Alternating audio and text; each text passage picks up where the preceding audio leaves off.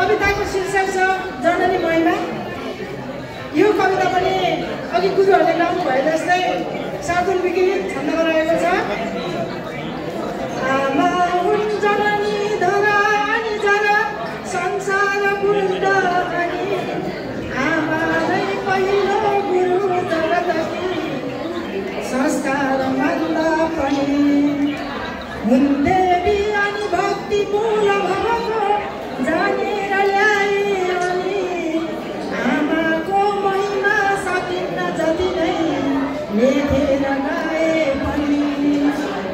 आमाको महिमा सकिन्न जति नै लेखेर गाए पनि मेरा निम्ति त हुन् किताब अनि हुन् काटेर रिचा पनि आवाज चल ठुलो काटेर रिचा पनि हुन् घैला जलको मुहान रसिलो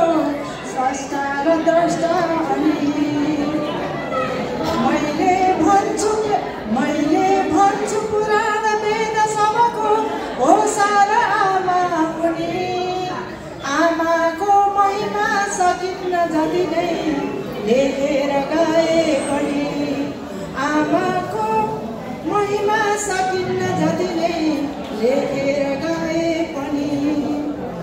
जाने यो कखरा सिकेर अहिले हुन् पाठशाला पनि खेल्थे खेल सधैँ शरीर हुनको हो रङ्गशाला पनि लाखौँ छन् इतिहास जीवन कथा हेरेर ल्याए भने नै लेखेर गाए पनि आमाको महिमा सकिन्न जति नै लेखेर गाए पनि गाए यो महिमा परन्तु जगमा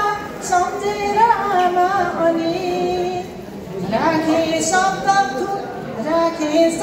थुङ्गा उनेर पदमा अर्पेर आमा भनी राखे शब्द थुङ्गा उनेर पदमा अर्पेर आमा भनी आमा नै वरदान एक सबको टेकेर आए अनि आमाको महिमा सकिन्न जति नै लेखेर गाए पनि आमाको महिमा सकिन्न जति नै लेखेर गाए पनि आमाको महिमा सकिन्न जति नै लेखेर गाए पनि लेखेर गाए पनि। Thank you so